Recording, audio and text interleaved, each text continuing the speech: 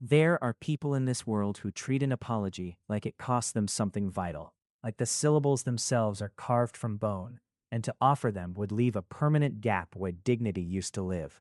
Sergio Lawrence was that kind of person. I knew it the first week I met him, back when we were still strangers, sharing a too small office on the fourth floor of an architecture firm that smelled permanently of coffee and blueprint paper. He had knocked a stack of my files off the shared counter without looking back, just walked through the consequence of his carelessness like a man parting tall grass. I stood there watching the papers fan across the floor, waiting. He did not turn around. He did not say a word.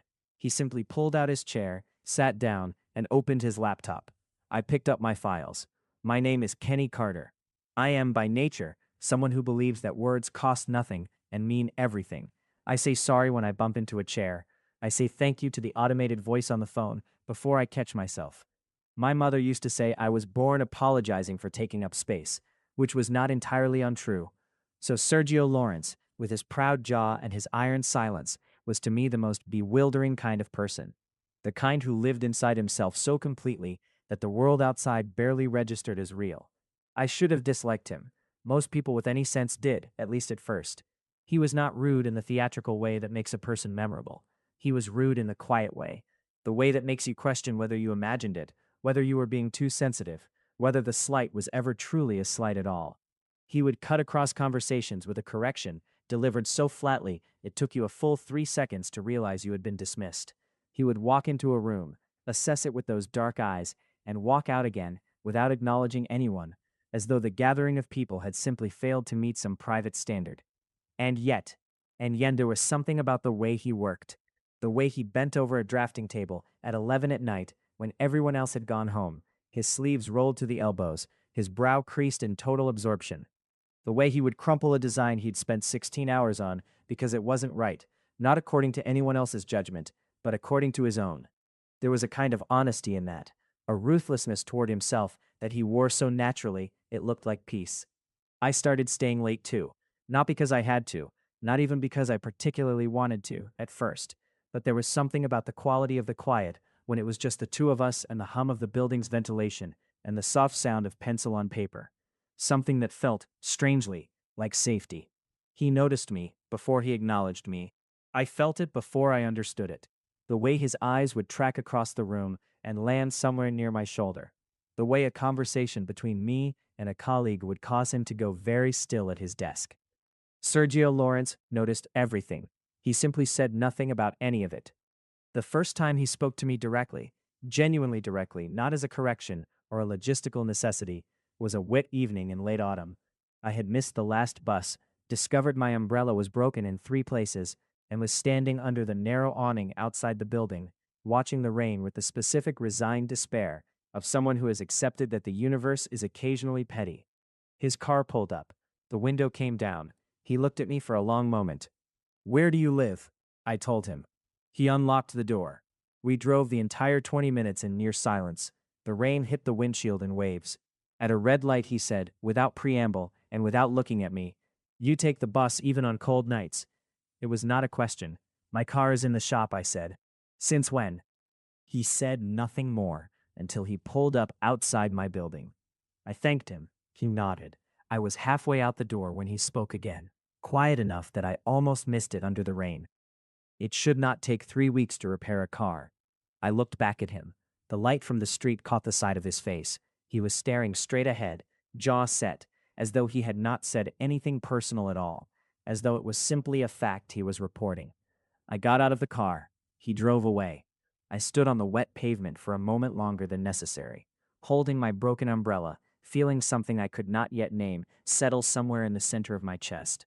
That was the beginning, not of a love story exactly, at least not the kind that announces itself with fanfare. It was more like a slow geological shift, the kind you don't notice until the landscape looks completely different and you can no longer find the person you used to be standing in it. Over the months that followed, I became something of a scholar in the subject of Sergio Lawrence. Not because I set out to be, not with any conscious intent, but because he was the kind of person who rewarded close attention. He communicated in a register that required you to turn the volume up inside yourself just to hear it. He began bringing 2 coffees to the office in the mornings. He never said one was for me. He simply set it on the corner of the shared counter, nearest my desk. It was always the right order. Oat milk, no sugar, the particular brand from the cart 2 streets over that was better than anything the in-building machine could produce. The first time I pointed at it and looked at him, he shrugged one shoulder, as though I had asked him about the weather. "The cart is on my route," he said. The second time I thanked him, the corner of his mouth moved, just fractionally, not quite a smile, but in the vicinity of one. I learned that his silences had textures. There was the silence that meant he was thinking and should not be interrupted.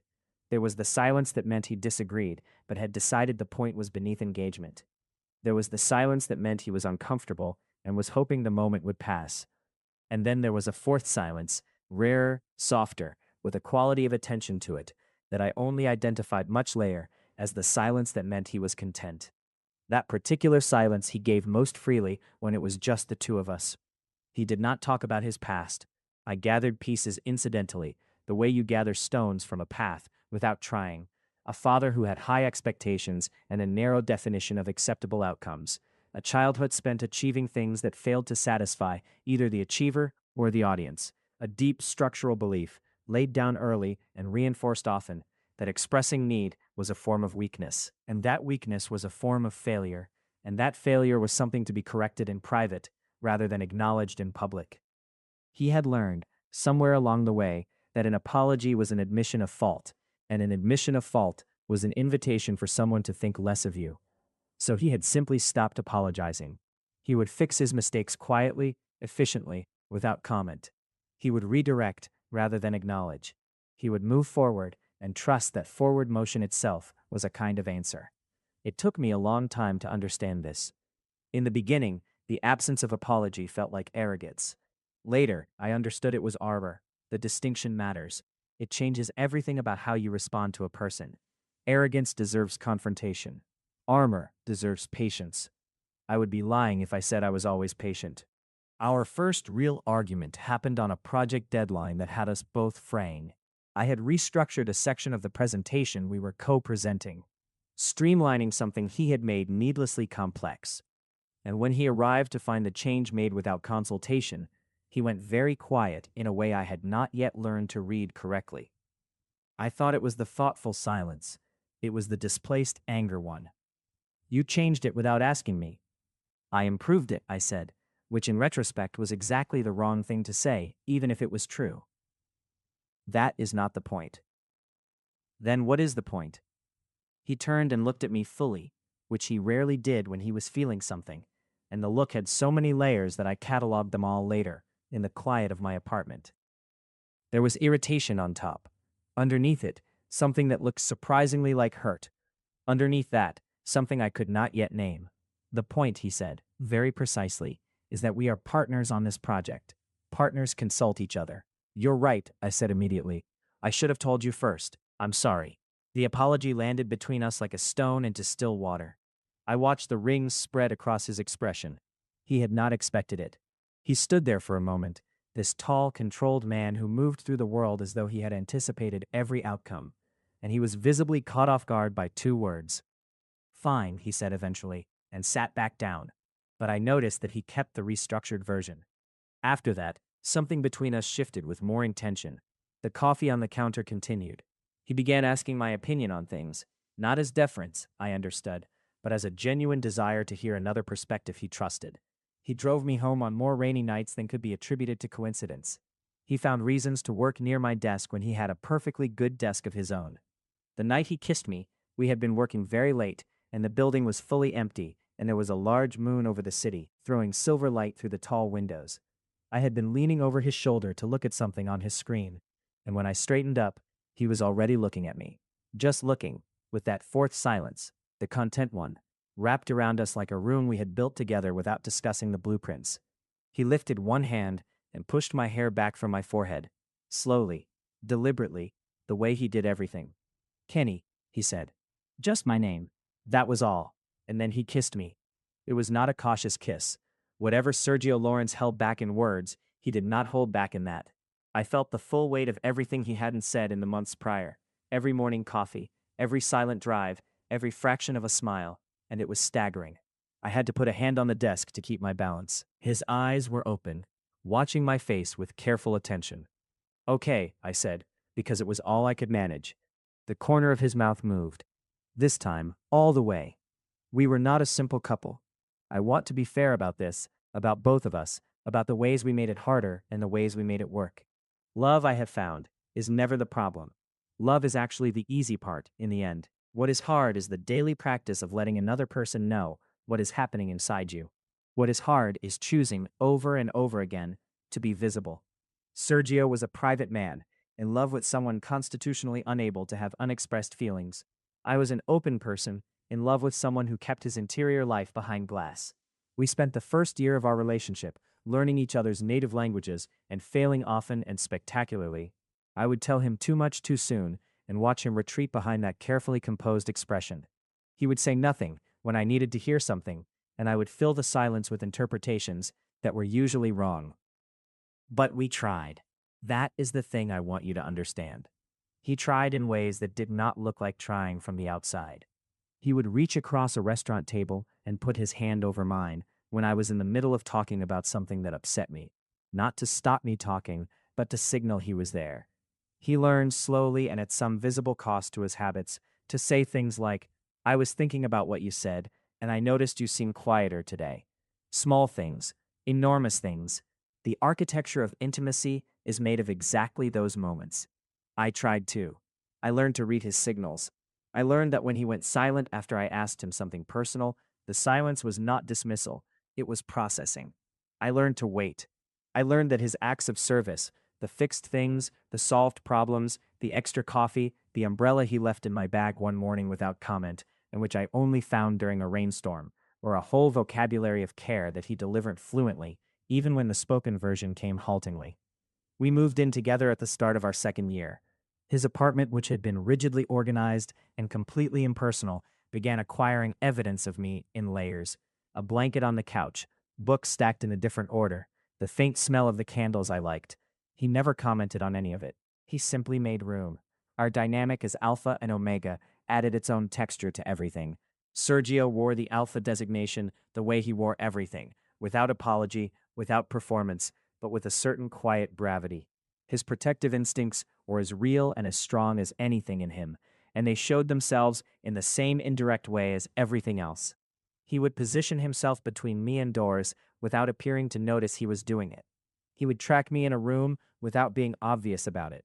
When I was not feeling well, something in him went alert and focused, and he would manage the entire situation: medication, blankets, fluids, quiet, with such competent tenderness that I sometimes pretended to be sicker than I was, just to experience it a little longer, which was terrible of me, and I am not ashamed. He never said I love you easily. He said it the first time on a night when I had cried over something that, in retrospect, did not merit the magnitude of the crying. A bad day, compounded by a stupid mistake at work, and exhaustion, and the specific cruelty of running out of the one tea I kept for emergencies. I was sitting on the kitchen floor with my back against the cabinet, which is where I go when the crying is serious, and he came and sat on the floor next to me without being invited, which was unprecedented and therefore its own kind of earthquake. He did not try to fix it. He just sat there, his shoulder against mine, until the storm passed. Then, into the quiet, without any particular ceremony, I love you, Kenny.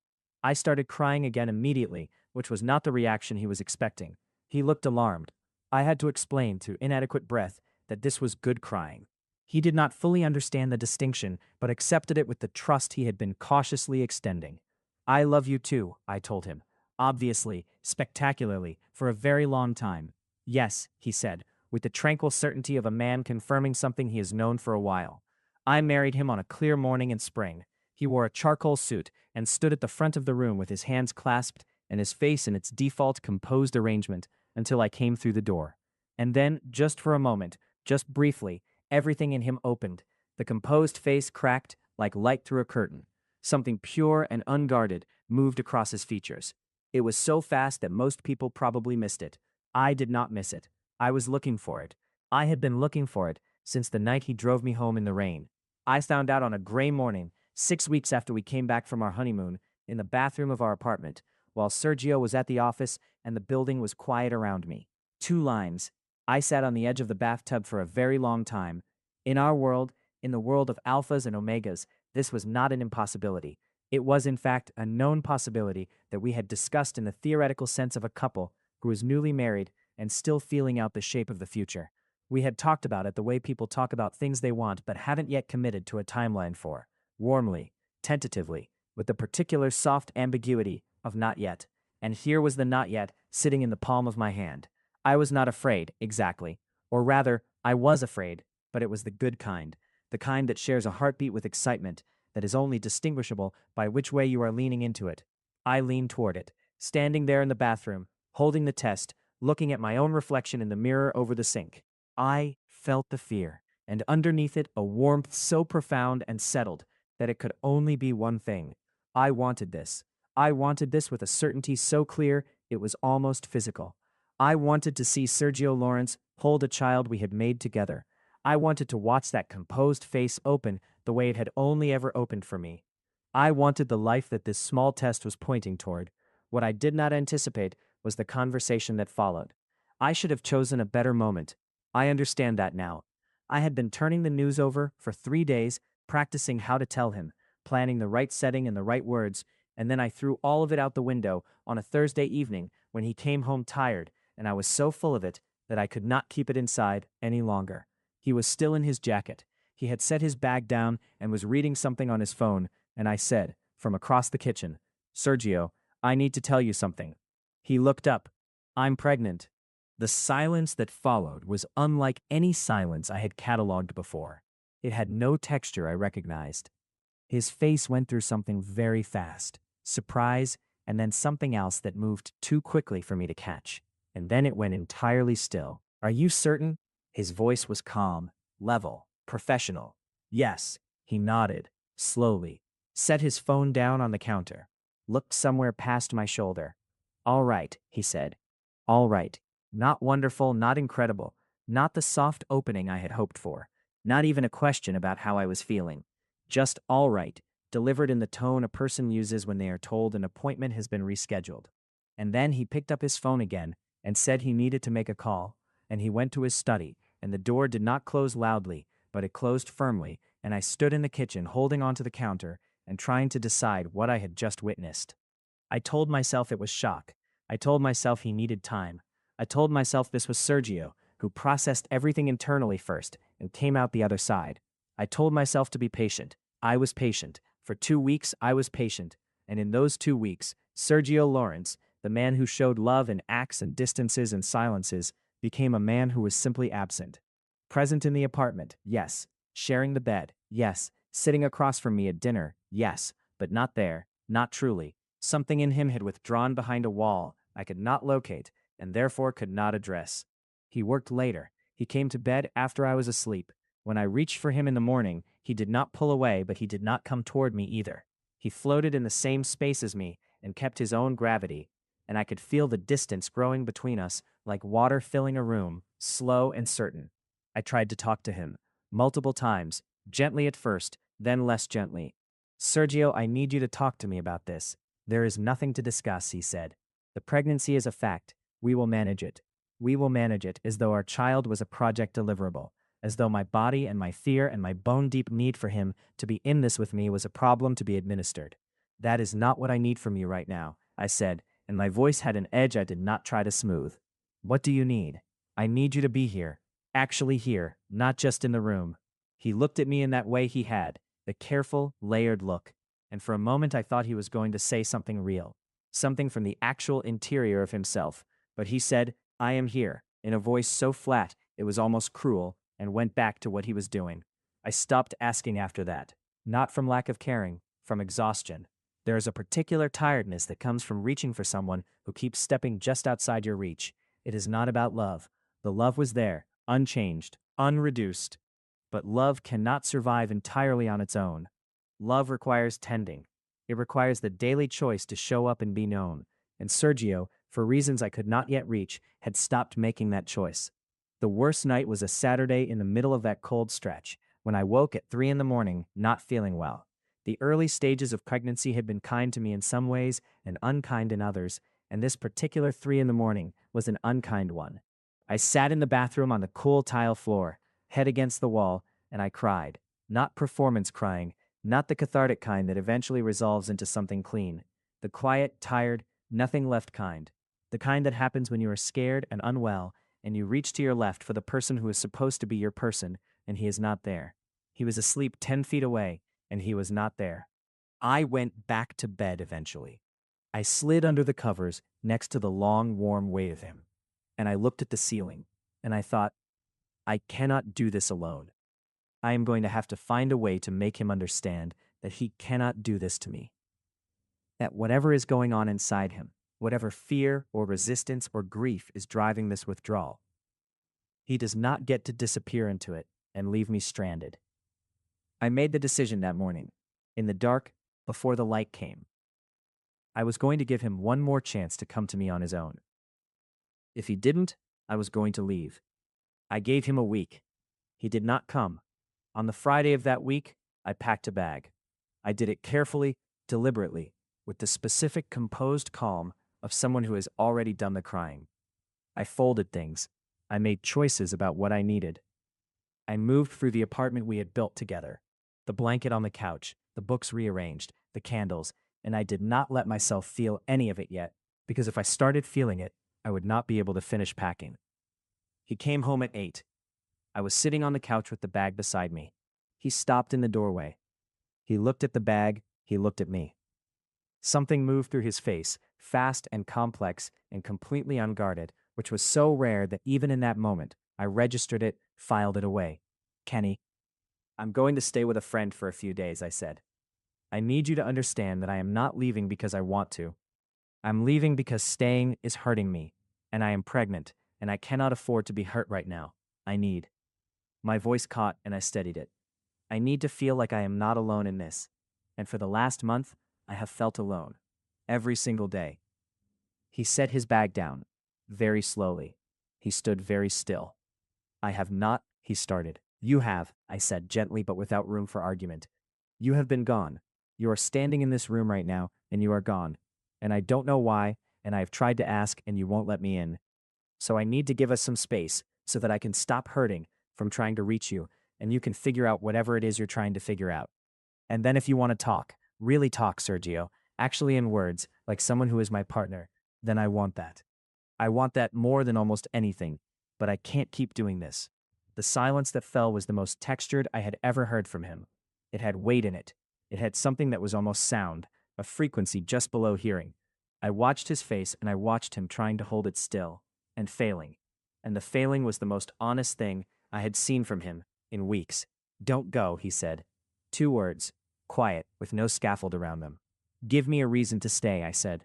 Tell me something real. He opened his mouth. He closed it. He pressed his lids together and looked at the floor. And I could see it. I could see the war happening inside him, the old armor clanging against the new person he had been building himself into. And I wanted so much to go to him, to close the distance for him.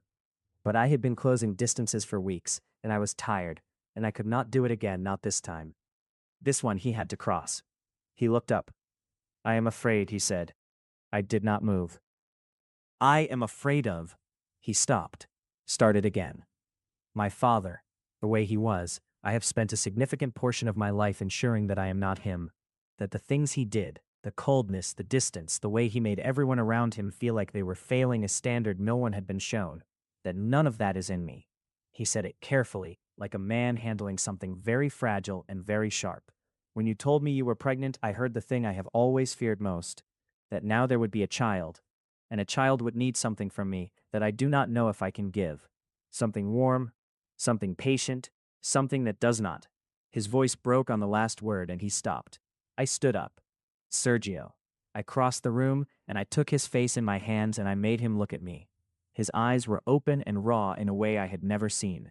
You have been giving me warm and patient for 2 years, every morning coffee, every drive home in the rain, every time you sat on the kitchen floor with me without being asked, every time you fixed a thing without being thanked. Do you understand what I am telling you? You are not your father. You have never been your father. I know the difference. I have been the recipient of both kinds of love, and I know the difference, and you are not him. Something in him fractured, very quietly, like ice giving way in spring. I should have told you, he said.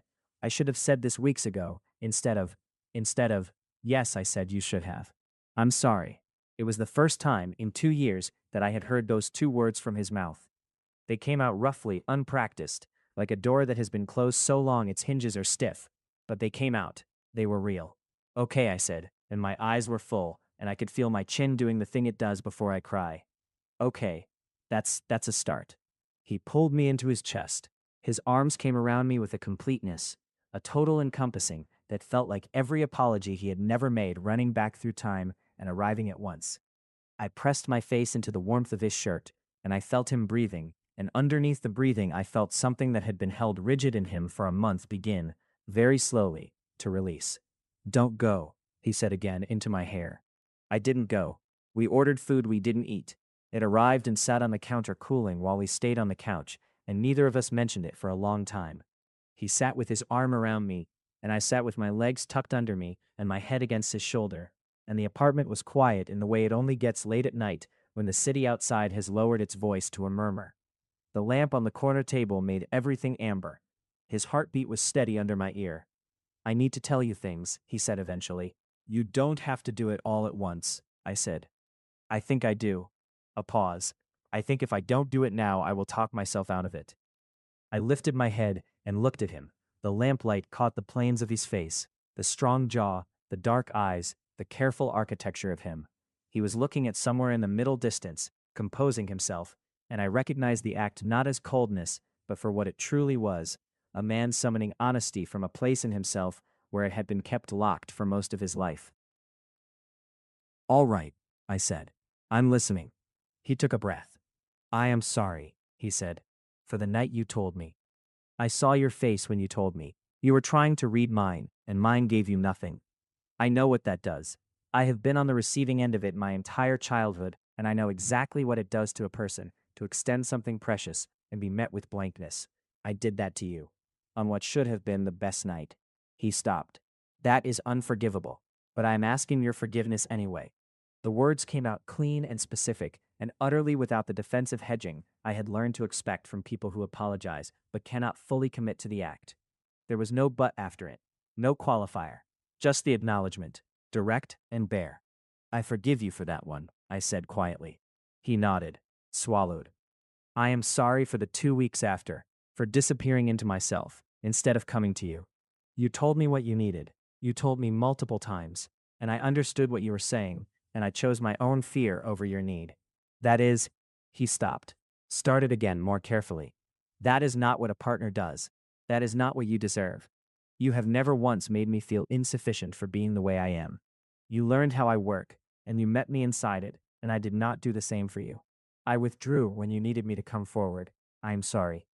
The lamplight wavered. Somewhere outside, a siren passed and faded. I was very still against his side, listening with my whole body. I am sorry, he continued, for every morning you woke up in this apartment feeling alone. I want you to know that whatever was happening inside me during those weeks, the fear, the paralysis, whatever you want to call it, none of it was about you. None of it was because of anything you did or failed to do. You were extraordinary. You are always extraordinary, and I was too busy being afraid of my own history to tell you that, and you deserve to hear it every single day. Sergio, I'm not finished. I pressed my lips together and let him continue. I am sorry for the night you were sick. I know you woke up. I know you were in the bathroom. I heard you get up, and his voice dropped very low. I heard you, and I did not get up. I told myself you would come to me if you needed something. That was a lie I told myself, so that I did not have to move from behind the wall I had built. The truth is, I was afraid, and instead of recognizing the fear and moving through it the way a person should, I let you sit on the bathroom floor alone, in the middle of the night, while you are carrying our child. That is something I will not forgive myself for easily, and I understand if you cannot either. The room had a kind of held breath. I felt a tear move down my face without any preamble, and I didn't try to stop it. In barely more than a whisper, I heard you crying, and I didn't come. Stop, I said, and my voice was unsteady. Sergio, stop for a second. He stopped. I shifted so I was facing him more fully, my hand on his chest, feeling the heart beneath it moving at a pace that told me exactly how much this was costing him. His eyes came to mine, They were dark and fully open, no glass in front of them, no managed distance, just him, just the interior of him, raw and present. I need you to know, I said, that I am not keeping score. I never was. I was hurt, and I needed you to understand that I was hurt. But I was never building a case against you. You are not on trial here. You are just, I paused, finding the right words, which felt important. You are just my husband, who got scared, who shut down in the way that scared people do, who is sitting here now, in the middle of the night, undoing every brick of that wall one by one. And that means everything, Sergio. That means more than you know. He looked at me for a long moment. Then he put his hand over mine, on his chest, covering it. There is more, he said. More? I have been doing this for most of my life, letting things sit unsaid, things that should have been said. He turned my hand over and looked at it, as though he was reading something in the lines of my palm. I am sorry for the folder of designs I dismissed without explanation in the first months we worked together. You were right about 2 of them. I knew it at the time. I did not say so. I made a small sound. He kept going. I am sorry for the dinner with your friends where I was somewhere else entirely for 3 hours and never explained why.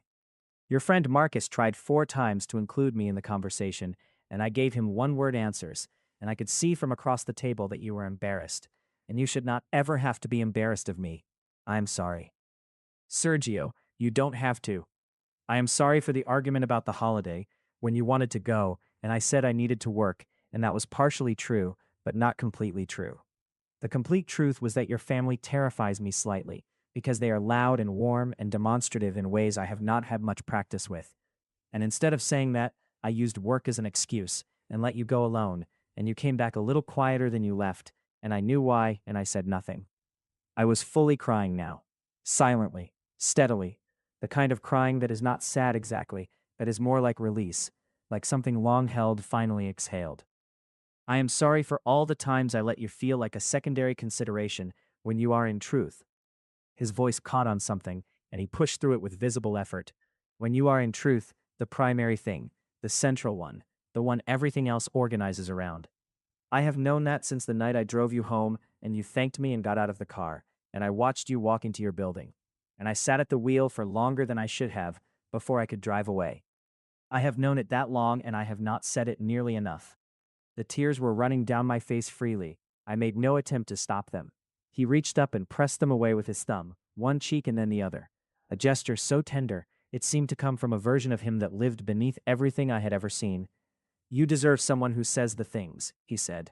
Someone who tells you, regularly and without being asked, that you are the reason the apartment feels like a home, and that I sleep better with you next to me, and that the idea of you sitting alone on a bathroom floor while I lay 5 meters away, not moving, is the thing I will regret most in a very long list of regrettable silences.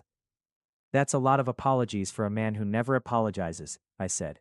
My voice came out steadier than I expected, given the state of my face. The corner of his mouth moved. Even in the middle of all of it, I am aware, he said, that there is a certain irony in the timing. 2 years of nothing, and then the full inventory all at once. I prefer to be comprehensive. I laughed, an actual laugh, unplanned and wholly genuine, the kind that breaks out of you when your body is so full of feeling, it needs another exit.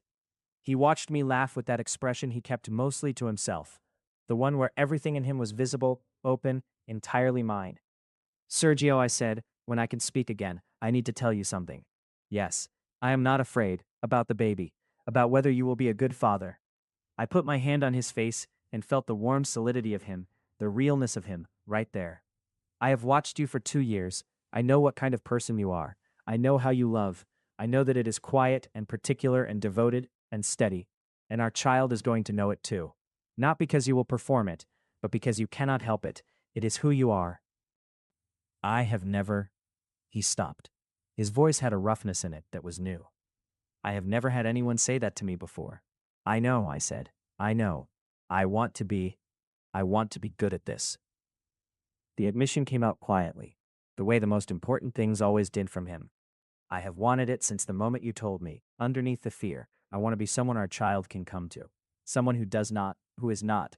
You are not him, I said again, for the second time that night, and I meant it down to my bones.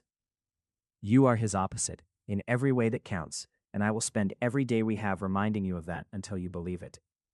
He closed his eyes briefly. When he opened them, They were bright. I love you, he said. I should say it more. Yes, I agreed. You should. But you say it in other languages, and I have learned them all, so we have been managing.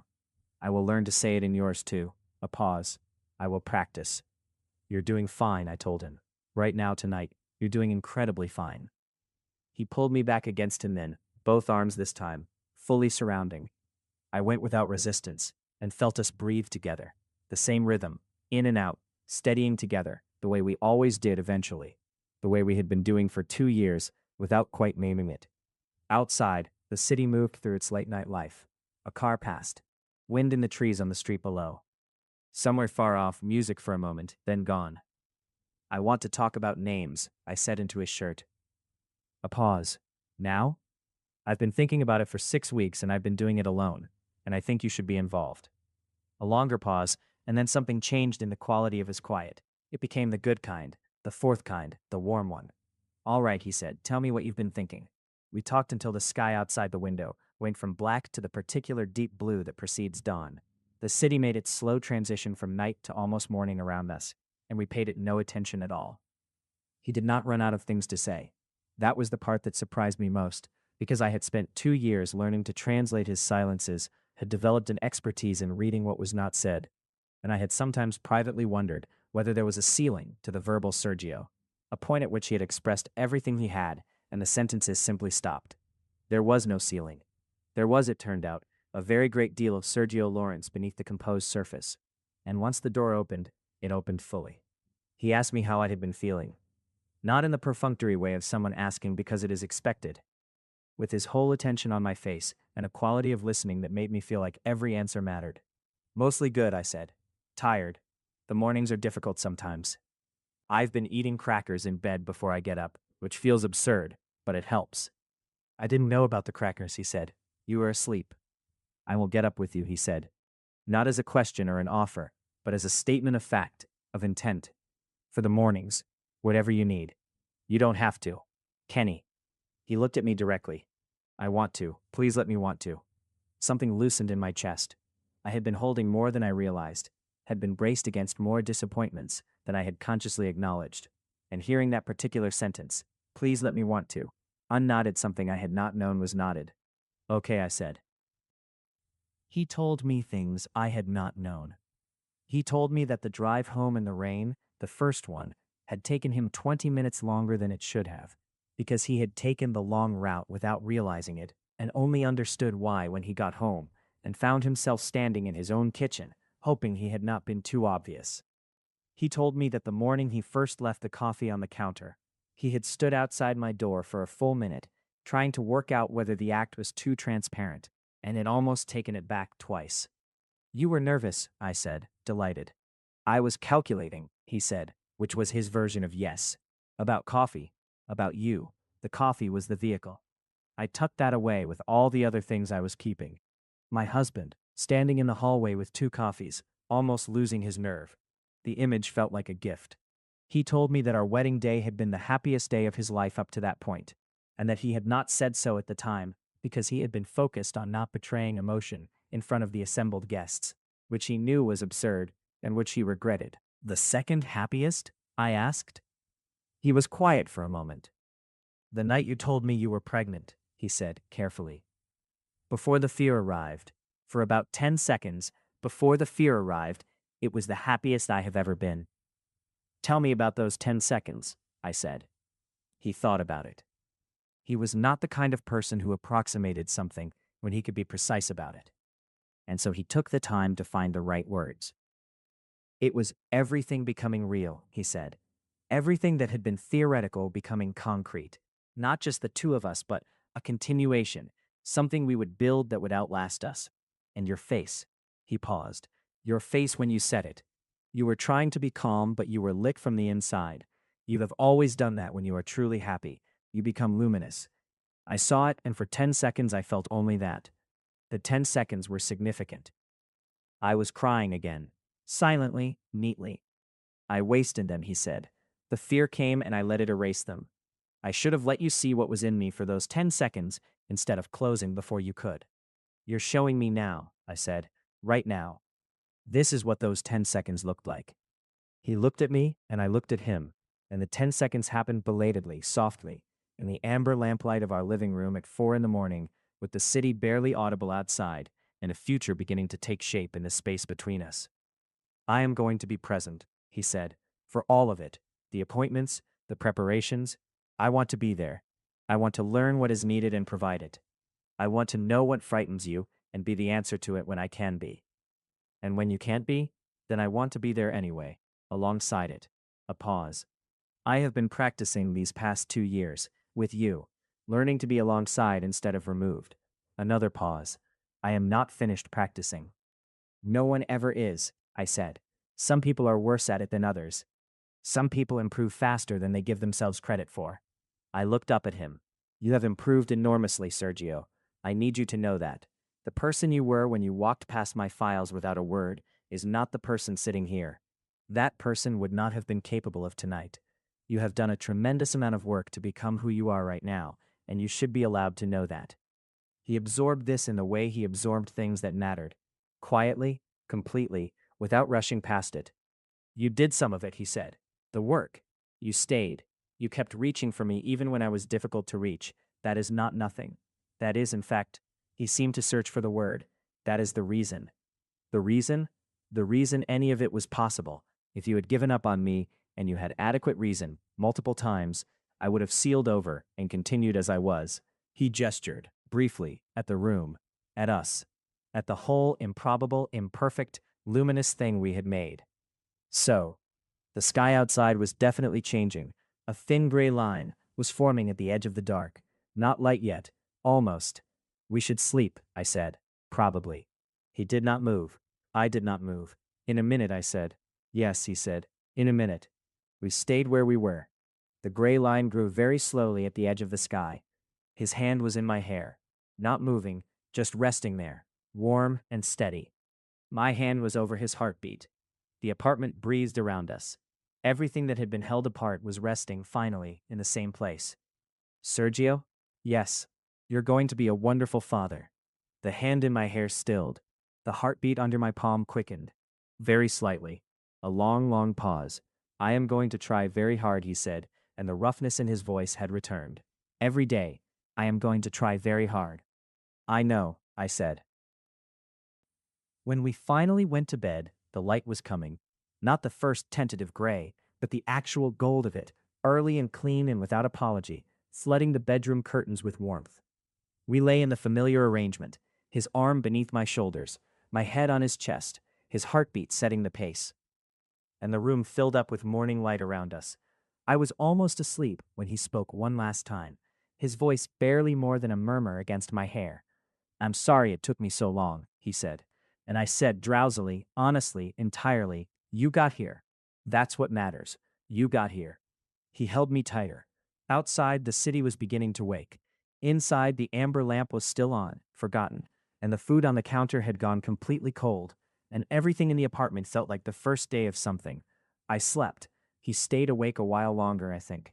I felt the quality of his wakefulness and the stillness of him, not the rigid kind, not the distant kind, but the wakeful kind that is choosing to stay present, the kind that watches over. Later, he told me that he lay there for an hour with his hand on my stomach, very carefully, very lightly, and talked to what was there, quietly, in the way he did everything, introducing himself, promising things. He said he promised to get up in the middle of the night. He said he promised to learn how to say the things, all the things, in the spoken language instead of only the silent one. He said he promised that there would be a standard shown, not only held, and that it would be warm, and that it would be patient, and that it would make space for all the ways a person can be imperfect and still be loved completely. He said he talked for a long time. I believe him. I believe him because that is who he has been choosing, one day at a time, to become. Not the man he was made by, the man he is making. And making a self is harder and more ongoing than any other kind of labor. It has no final form, no finished state, no moment at which you can set down the tools and declare completion. It is the work of every single day. He chose it. He keeps choosing it. That morning, in the growing light, with his hand gentle on the beginning of our family, he chose it again. I know this. I know it because I woke later to find him gone from beside me, and panicked for a single sharp second in the way I had been panicked for weeks, and then heard him in the kitchen, heard the particular sounds of him moving quietly in there, not wanting to wake me. And a moment later, he appeared in the bedroom doorway with a glass of water and the crackers from the shelf where I had put them. And he was standing there in morning light with the most composed and private face, holding crackers and water at 7:30 in the morning. And underneath the composure, he was so genuinely glad to be there, to be doing this particular small thing for me, that I could feel it across the room. "You're awake," he said. "You remembered the crackers," I said. "You said they helped with the mornings." I did say that. He crossed the room and sat on the edge of the bed and handed me the water and opened the crackers, and I sat up slowly and ate, and he sat there next to me in the morning light. And outside the birds were beginning, and the city was properly awake, and the day was an open thing ahead of us, full of ordinary hours to be filled with the daily business of choosing each other. "How are you feeling?" he asked. "Better," I said, and then because it was true and because he had earned all of it, "perfect, actually. I feel completely perfect." He nodded once, looked at the window. The light was in his eyes, turning them from dark to something warmer. The composed face was in its resting state, but it was the version of it I knew, the version with the warmth running underneath, the version that was only ever fully visible to me, the version that said everything the words sometimes didn't. "Good," said Sergio Lawrence. "That's good." Outside, the morning continued in its unhurried way, making no particular fuss about anything, doing what it had always done, arriving faithfully, regardless of what the night had held. Light where there had been dark, warmth where there had been cold. A small new silence between us, not the fearful kind, not the distant kind, but the one I had loved the longest, the fourth kind, the settled kind, the one that sounded like home. If you made it to the end, you're my kind of person. Leave a subscribe, comment down your favorite part of the story. And if you want early access to videos, exclusive content, or just want to support the channel, hit that join button right below the video. Even one member genuinely means the world to me. See you in the next one.